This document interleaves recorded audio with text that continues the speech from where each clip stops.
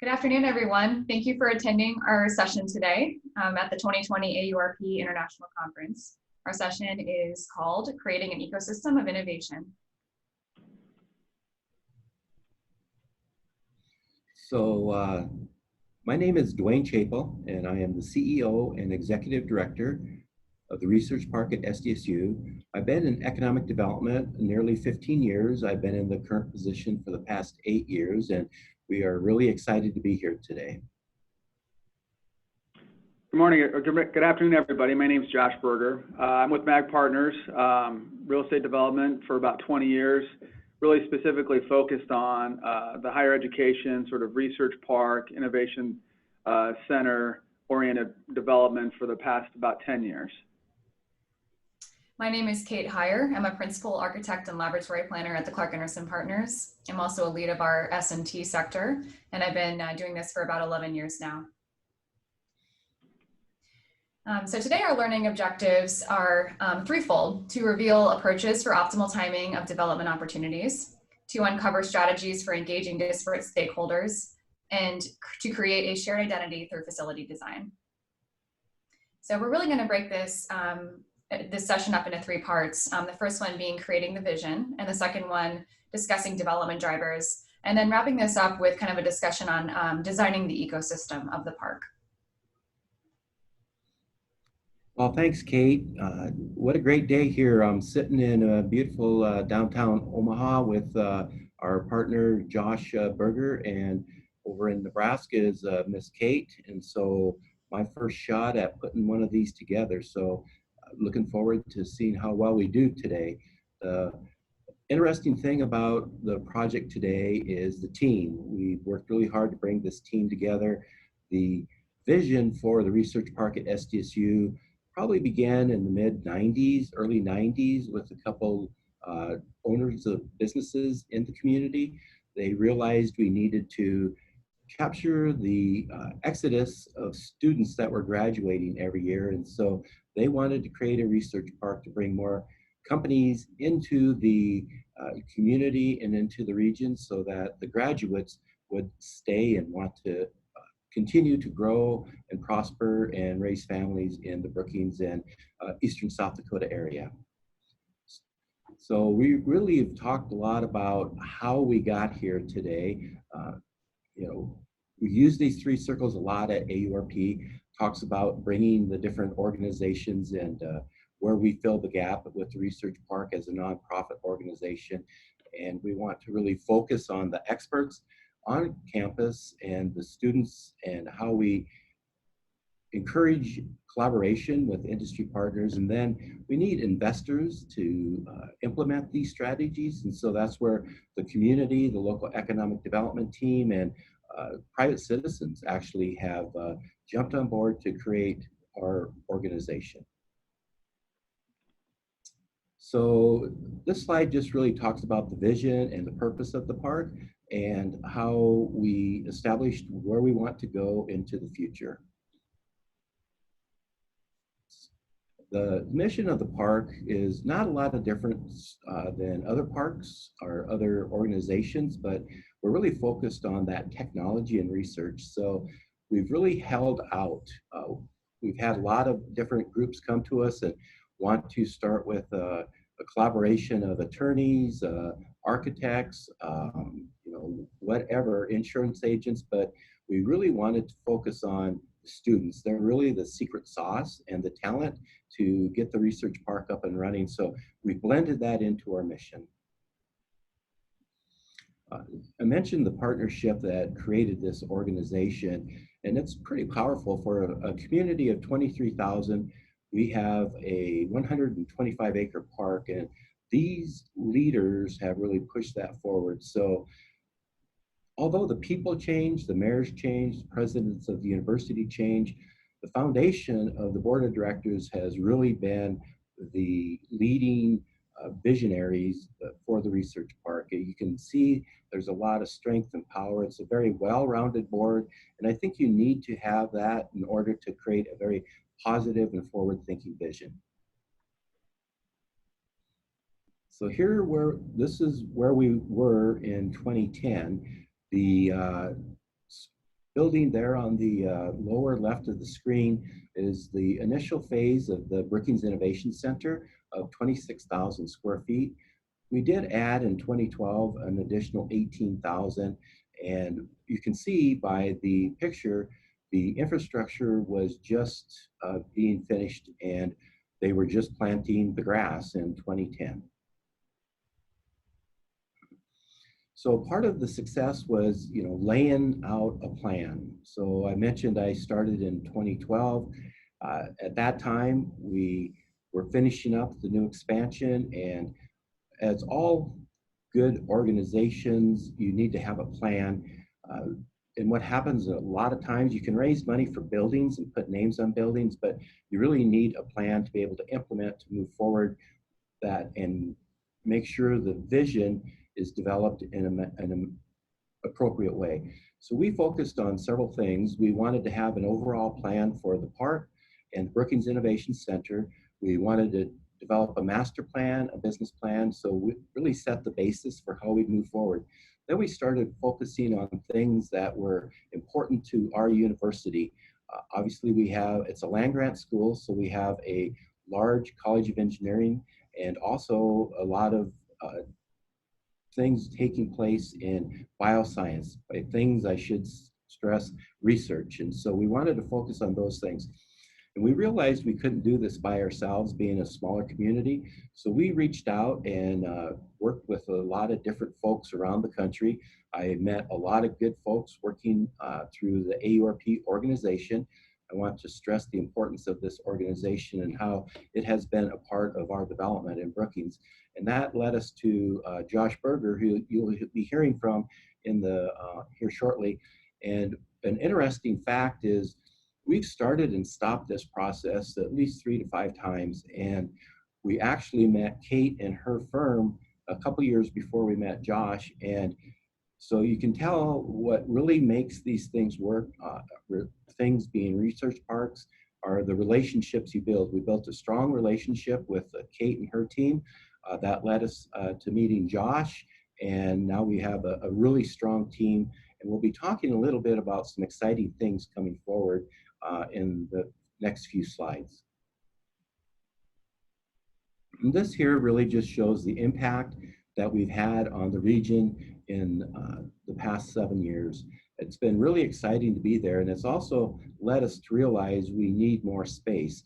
The Brookings Innovation Center in 2012 had probably about a 7% occupancy, and now we're at 96%. We've graduated a multiple number of businesses and companies throughout the 7 years. Those companies have created over $110 million of capital expenditures in the local region. These are just a few of the companies we've worked with. You may recognize General Mills. That was exciting for us. Trigger, Flume are student startups.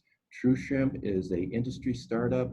And you really need to have a variety of different organizations that you work with. Our research park is focused on the startups, the students, the faculty, and then larger companies that we want to bring in to the blend so that they can help create new synergies. And with that exciting opportunity of those with the new opportunities comes the importance of creating deeper and stronger partnerships. And that's what has really brought this team together. And I want to turn it over to Josh now because he can explain how we're implementing and developing this vision. Yeah, thanks, Dwayne. I appreciate the introduction. So my name is Josh Berger with MAG Partners.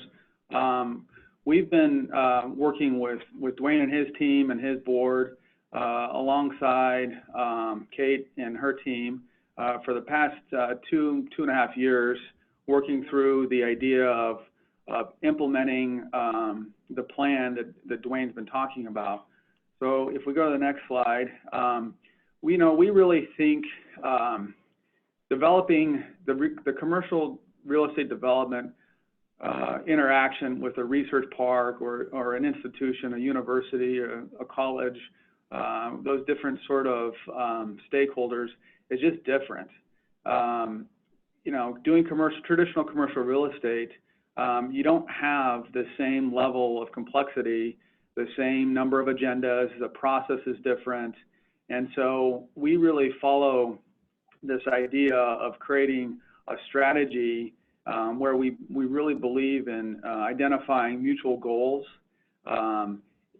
creating outcomes from those goals, prioritizing activities, and then executing. And so if you go to the next slide, things that we think about with that are what are the processes that it takes to engage the different stakeholders to get the goal alignment, what kind of amenity infrastructure do we need to have to develop and recruit and retain companies, and how do we financially make that successful for the private sector investors? Because the truth is it's really a team effort to make all of that come together and be successful. And what we found is if we develop the real estate component, the asset component in a true partnership, side by side with the faculty and staff and the students and the stakeholders, the various stakeholders, both kind of public and local, and we have kind of the buy-in on the front end, it really makes the kind of execution of those activities go fast on the back end. And so that's really where we think that it's different than kind of the traditional real estate development. So with the next slide, we talk about all of the goals and the outcomes and the prioritizing activities. All of that really kind of happens in the yellow box. It's really that pre-development, and that can take it can be a long on-ramp working with the different stakeholders to get alignment, to get to collaboration, to get agreements to move forward. But there's still a long process from the financial planning to the design, the leasing, construction, and transitioning to the operation that has to happen after that. And so we really feel like if we can work together on that front end, and it avoids having really any false starts or start and stops with the rest of the process. And so that's what we've been doing for the past couple of years. And it just takes time to build the trust and to build the teamwork to make that happen. And I guess the other thing I think that's really important to say is we got to make it easy. We got to, doing this sort of work with the university, with a research park, can be tough. And so, we got to try to just work together and make sure that everybody has buy-in and make it easy and have some fun while we're doing it. When we think about a university project, university research park asset, innovation district asset, a building, and it's really not about the building. It's about what happens inside the building. And so, what are the things that affect that? And so we kind of think about it as a three-legged stool from a developer or real estate perspective. Of course, we have the cost, right? There's always business consideration. The private sector, the private equity guys, the private equity folks have an interest in return on capital. And so there's the initial cost to build it, and then there's the ongoing cost to operate it. So that's always part of the process. There's the pace. How quickly does it absorb? What do we need? What are the market conditions? The risk tolerance for the different stakeholders. There's financial risk tolerance, but there's also branding risk tolerance and expansion risk tolerance, and all of those things come into consideration. The tenant control. How restrictive is tenant control? How much marketing collaboration do we have between the parties? And then really, I think the part that Dwayne talked about early on is the culture. And so how do we work together to create a real estate investment that's financially successful, that's got good absorption, retains companies, attracts new companies, and then those companies can use their space to recruit talent. And that's really the culture. And so how do we create together a real estate asset that's about the people? And we get branding, and we get the mixed use, There's always design standards that you have to consider. There's always the community involvement that you have to consider, and those are all the kind of the pieces and parts that we try to work through together on the front end. And when we execute the design, that's always in the forefront of our design process. So we've taken a lot of time thinking about the process of creating an environment that's about the people, and it just happens to be a real estate component that goes with it. And so balancing all of the agendas from those different stakeholders is really what Dwayne and his team has done a great job of doing. And so Kate's gonna kind of walk us through taking all of this pre-work, and now we're at a point where we're gonna start to work on executing a project. So Kate, go ahead. Thanks, Josh. Again, my name is Kate Heyer. I'm an architect and laboratory planner focused pretty significantly on science and tech work. I've been able to, fortunately, work with 6 different research parks by this point in time. And one thing I've just always been so struck by is the complexity of the projects, the amount of time it takes to do all of the pre-work, as both Dwayne and Josh have mentioned. And just the complexity of trying to set these buildings up on the parks for success. So many disparate stakeholders coming to the table. And oftentimes what you get out of that is kind of a really true example of innovation, where there's unintended consequences that occur within these buildings that really kind of highlight the importance of research parks in the nation and the world.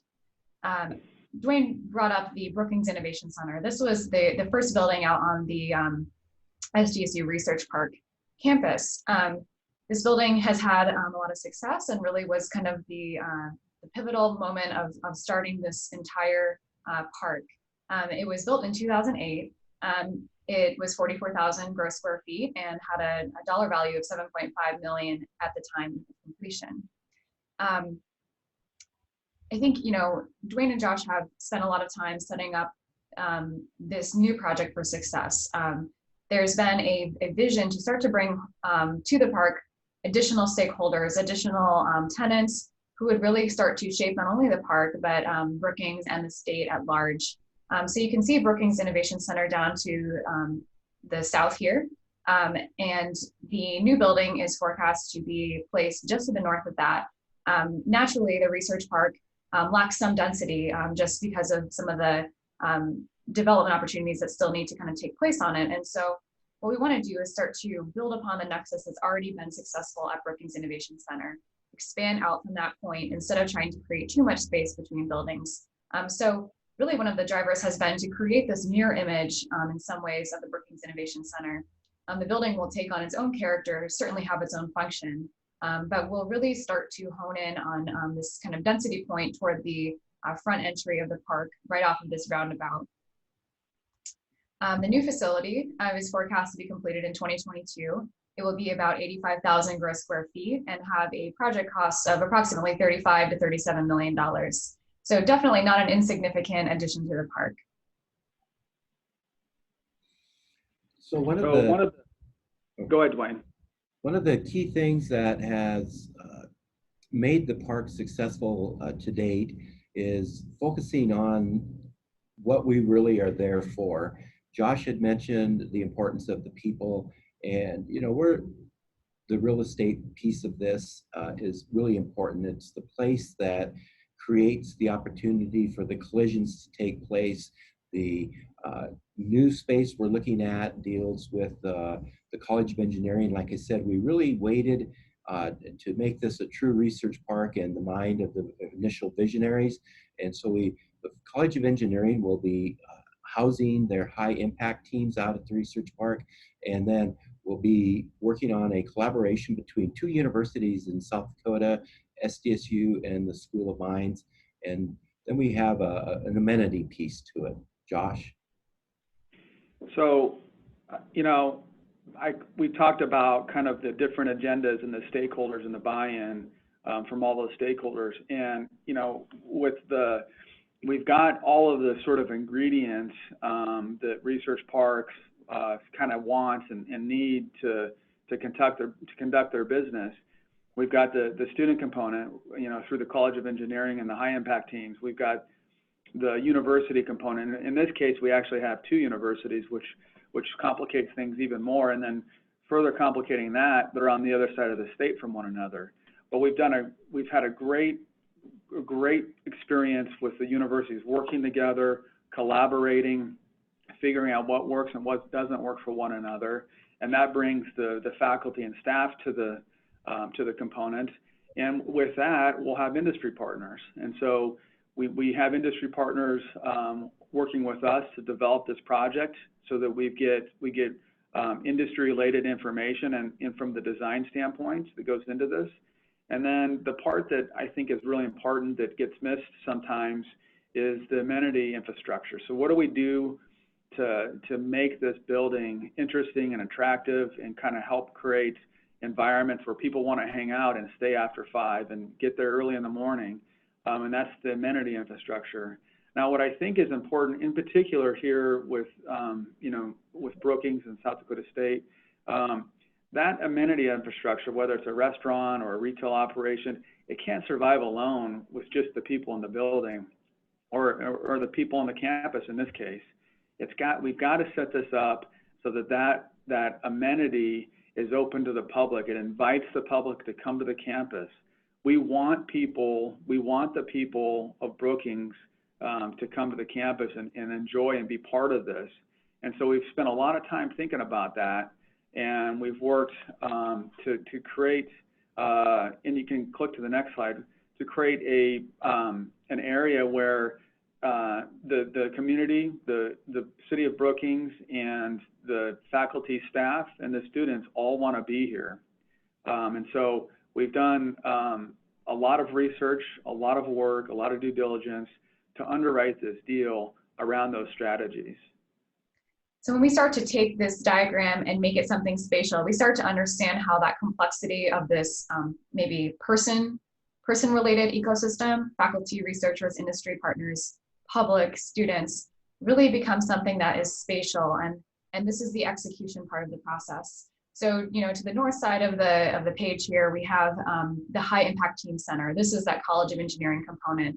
This is the area where industry partners will be coming in to interface with students, where possible, high school students or middle school students being recruited to attend SDSU College of Engineering will be brought in to really kind of expose them to what can happen in an engineering program, successful engineering program. We have the Biotransformation Institute on the lower left here. Really this highly impactful, cutting edge effort led by the state of South Dakota, the 2 universities that Josh mentioned. This is going to be truly transformational for the state and the country in the end. And then that amenity portion to the kind of the southeast here. There's definitely some challenges to shared use in a facility like this. Oftentimes you'll have competing individual identities where that brand and that name of each of the different pieces and portions wants to stand proud of the others in some ways. I think that's natural and it's healthy. But how can that become something that's shared? Questions of access and security. Oftentimes these functions have very different functional requirements, and how do you even just from a fire safety standpoint, how do we accommodate putting students right next to heavy bioprocessing in a safe way? I think there's a lot of different factors to consider, but I think this is also where the richness of the facility lies and the opportunities to make it something very special. So again, as we show that spatial diagram, we have this interstitial space in the center where this is where that opportunity lies to bring everything together. Oftentimes we don't see the immediate synergies that are created between the different stakeholders. Sometimes they might be very closed entities, there might be proprietary aspects to them, but if we can try to set the possibility for collision up for them, then I think there's this opportunity for innovation and unexpected outcomes that can really be positive. And then also bringing the public into that. How can the public help to make this a more visible type of space? How can the public help to activate it at different times of the day? How can this become something that gets the word of what's happening in the facility out to the city and the state at large? So, Kate, I'm going to Yeah, go Kate, ahead. if you don't mind, I'll jump in here. I want to just say something. Kate and her team has done an amazing job creating that little void of space. That seems for us that have been working on this, this is like version 7 of the design, and so we spent that little white space. You know, that's where that cultural piece really happens, and so. It's the faculty and the students and the public and the retail, and that little white space is really important. And it seems maybe trivial here, but we've spent a lot of time thinking about that space and how does it work and how do we make it successful. And Kate and her team have done an awesome job making that happen. So sorry, Kate, I just wanted to point that out. Yeah, this is a critical aspect of the building, without a doubt. And we're not even done with the design process yet. So we're going to keep pushing on it. I think another critical point of this is that connection back to Brookings Innovation Center. It's not just the proximity, but there's a actual physical connection. It's important to build upon the successes of that building and allow this building to be a part of that and kind of sit on the foundation of Brookings Innovation Center, not have them be two competing facilities or, you know, two disparate facilities, but they really become one complex. So getting into the opportunities of shared use, again, we talked about this idea of unintended collisions. You know, each of these entities are just starting to understand their own internal drivers and the things that are going to make them successful as individual entities. And I think there's been some discussion of some crossover possibilities for how they might be able to play off of each other and make each other successful, make the park successful as a whole. But some of that just won't be known right now. It won't be known until the building has been, you know, underway and used for maybe a couple of years. And so there's kind of this challenge to design the building, as Josh mentioned, in a way that can facilitate that and allow that to grow without necessarily knowing exactly how it manifests itself. That idea of innovation, of you know, the unexpected types of research that may lie within the building, that may come about from crossover between the two stakeholders. The idea of engagement, bringing that public in, allowing the public to get great visibility to some of these really cutting edge environments that are kind of being planted in the park. And then the perpetuation of the building's function over the years, allowing spaces to be flexible for, again, that, you know, our lack of knowing exactly what the research will look like in years or how engineering students will function in learning environments. I think just allowing that flexibility and that that ecosystem, you know, driver to be able to kind of self-perpetuate in some ways. So again, that gray space becomes a very important part of the facility.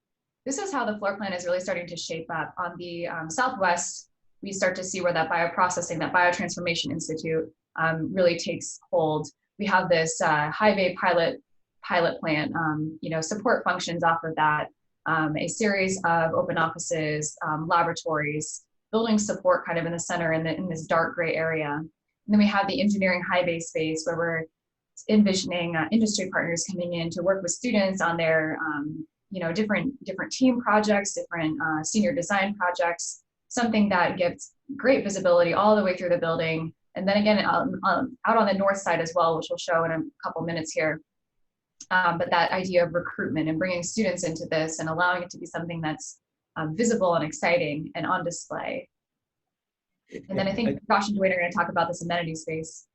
Yeah, I think I'd just start off real quick here, Kate. The link that we put into connecting to the two buildings has been something that has been a key component to this whole project for the research part currently. We were kind of sitting out there on an island by ourselves, and we didn't have, it was an 8 to 5 facility. There was some students out there, there were some startups out there. There wasn't a lot of public coming out to the facility. And so by linking the incubator piece of the building to the accelerator piece of the building now creates the need for this amenity space. And we've worked really hard. One of the fun things for myself on this project is creating these partnerships. And when we talk about a link, that's really what it is. We've had Josh and Mag Partners, a key part of this, Kate and Clark Anderson and her team and the large amount of stakeholders. This project is, bringing in the College of Engineering, two other universities, and large portions of their different departments coming into the space. But we've worked really hard to really solve that amenity piece. We have a current Businessman of the Year from the state of South Dakota that is looking at partnering with us, and will, not only create a restaurant component to this, but is going to provide opportunity for hospitality students to get involved. So that allowed us to bring in another college from our university. So we'll actually have 4 different colleges working out here in the research park together. So that really creates new opportunities for existing businesses that are currently in the Brookings Innovation Center that they've never had in the past, those new synergies and exciting friendships. Josh, I'll let you take over on that. Yeah, and just to add on that, again, we know that the retail component is really, really important. The amenity infrastructure, I guess as we call it, is really important for this project to add to that cultural layer of this campus. And because we're in a more rural environment, we know for that amenity component to be successful financially, we've got to invite the public to the campus. We want people to come in and use the building and not be nervous about walking onto or into a university building, but to be welcome to it. And so, part of that goes into the branding and the brand identification and the marketing component to it, which is a complicated puzzle to solve. And there's a lot of again competing agendas kind of for that brand recognition and the identification, et cetera, as Kate had mentioned.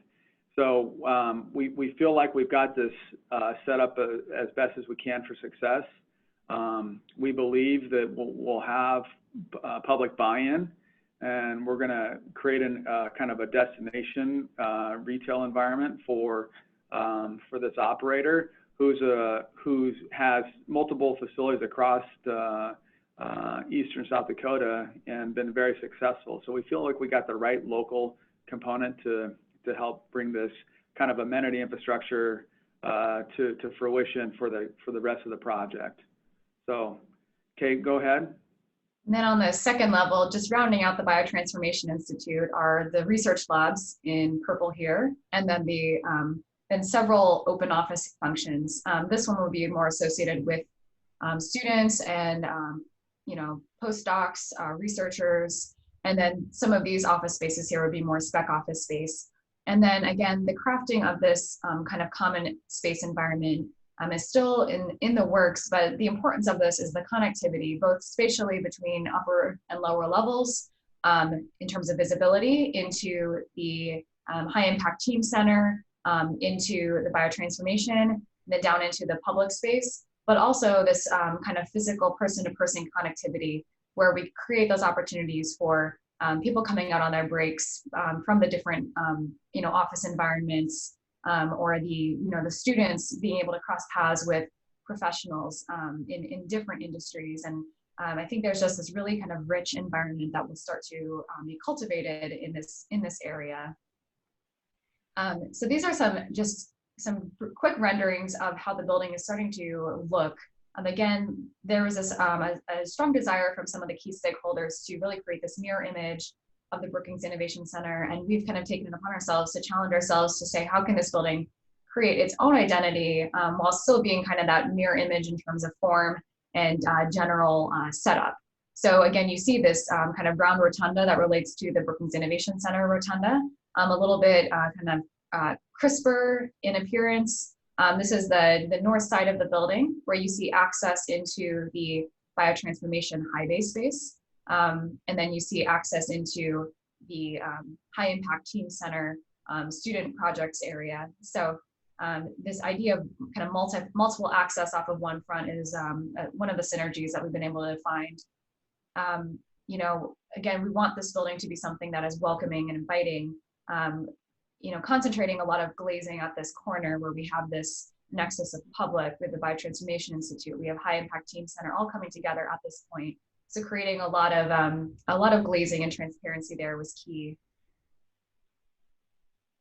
Again, you can see how this courtyard starts to form where we have this this retail tenant, and it could be that this is where maybe tailgating happens. People are sitting outside, activating the space in the summer months where you know, there almost becomes this after hours activity that could start to occur in this environment as well. High impact team center getting a lot of glazing and you know, transparency to the northeast toward the highway. What this does is allow this to kind of become a beacon of sorts, a recruitment tool, something that brings interest from further away. And then some glimpses into what that high impact team center could start to look like with the student projects. So you can see how this is going to be an incredibly active space. When that is something that the college can be proud of, the research part can be proud of, bringing students in to see this, prospective you know, student recruits, showcasing the work that both maybe student organizations can do, but also their work with industry partners, getting industry partners in to be able to critique the work, start to accelerate that growth that students may experience in college. Being able to look down onto that space. And so, you know, just to kind of wrap this all up, we're just so excited to see this building becoming a reality. It's been decades of work from Dwayne's standpoint, without a doubt, a long process from Josh's standpoint, and really starting to see this become something that's very successful and bigger than itself, bigger than the three components, the three primary components that are going to land in the building. It becomes something that's impactful to the park, the city, the state, and hopefully the nation and the world, with a lot of the things that are going to be coming out of this building. So really just to summarize, the learning objectives have really been to discuss the optimal timing for development opportunities. And it seems that this has become a truly optimal time for this to occur. And then to discuss the strategies for engaging the disparate stakeholders. It's been something that's successful so far, and we're looking forward to seeing how those stakeholder relationships really result in something new and innovative. And then finally, creating that shared identity through facility design. When this building is completed, we truly hope that it will be a world-class building that sets the tone for biotransformation, for engineering schools, and for just public engagement throughout the state. So thank you very much for attending our presentation this afternoon. We look forward to answering your questions.